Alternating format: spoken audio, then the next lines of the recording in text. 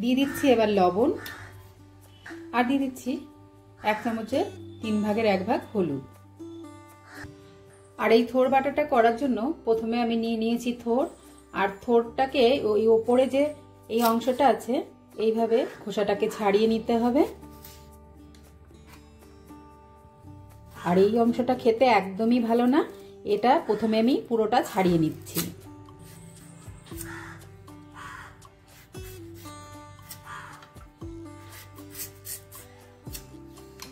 এবার এগুলোকে ছোট ছোট করে পিস করে নেব।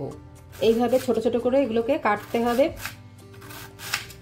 আর এইটা কাটার সময় খেয়াল করতে হবে যে এর থেকে যে সুতোগুলো ওঠে সেই সুতোর মতো অংশগুলোকে ফেলে দিতে হবে। তো এইগুলো কাটার সময় এরকম সুতোর মতো অংশ উঠলে সেগুলোকে কিন্তু অবশ্যই ফেলে দিতে হবে, না হলে খেতে কিন্তু ততটাও ভালো লাগবে না। তো প্রথমে আমি এইভাবে পিসগুলো করে নিচ্ছি। থোরগুলো সব আমি কেটে নিয়েছি। এবার কড়াইতে জল দিয়ে উনানে বসিয়ে দিয়েছি, আর এবার থোরগুলোকে আমি জলের মধ্যে দিয়ে দিচ্ছি। এবার এইভাবে থোরটাকে কিছুক্ষণ সিদ্ধ করে নেব। বেশিক্ষণ সিদ্ধ করার দরকার নেই, 2-3 মিনিট করে নিলেই হবে। আর দিয়ে দিচ্ছি এবার লবণ, আর দিয়ে দিচ্ছি 1 চামচের 3 ভাগের 1 ভাগ হলুদ। এবার ঢেকে 2 মিনিট সিদ্ধ করে নিচ্ছি। 2 মিনিট হয়ে গেছে। এবার থোরটাকে নামিয়ে নিচ্ছি, নামিয়ে জল ঝরিয়ে নেব।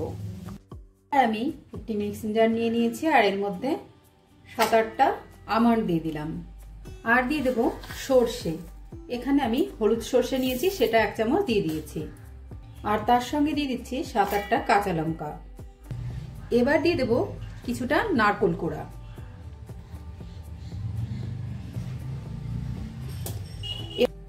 এবার সমস্ত জিনিসটা আমি একটু জল দিয়ে বেটে নেব। সমস্ত জিনিসটার আমি একটি পেস্ট তৈরি করে নিয়েছি। এবার এটাকে সাইডে সরিয়ে রাখছি। এবার যে থোরগুলোকে আমি সিদ্ধ করে নিয়েছিলাম বা ভাপিয়ে নিয়েছিলাম সেটাকে ঠান্ডা করে নিয়েছি। এবার এটাকে মিক্সিং জারে নিয়ে নিচ্ছি, আর এই জারের মধ্যে আমি থোরগুলোকে দিয়ে দিচ্ছি। আমি একবারে এটা হবে না, আমি দুবারে বেটে নেব। থোরগুলোকেও বেটে নেওয়া হয়ে গেছে। কড়াই বসিয়ে তেল দিয়ে দিচ্ছি। উনানে কড়াই বসিয়ে তেল দিয়ে দিলাম। আর এবার আমি দিয়ে দেব 2টো শুকনো লঙ্কা ছিঁড়ে।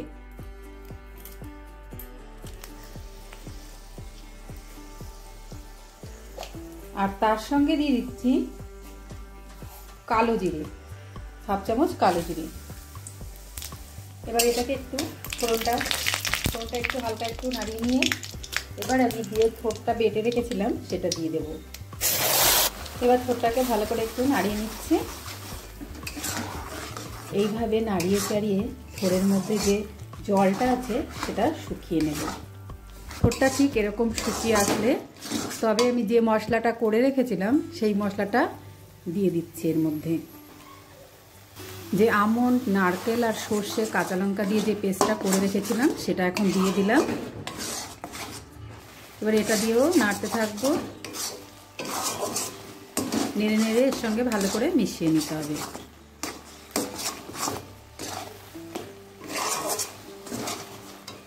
এবার দিয়ে দেবো কিছুটা লবণ। লবণ আগেও দিয়েছি, স্বাদ অনুযায়ী লবণটা দিতে হবে। হলুদ আর আমি এখানে দেব না, কারণ সিদ্ধ করার সময় হলুদ লবণ দিয়েই সিদ্ধ করেছিলাম। থোড়ের মধ্যে বেশি হলুদ হলে একটা হলুদের গন্ধ আছে, তো ওই জন্য হলুদটা একটু কম দিতে হবে। আর দিয়ে দিচ্ছি 4টে কাঁচা লঙ্কা চিড়ে।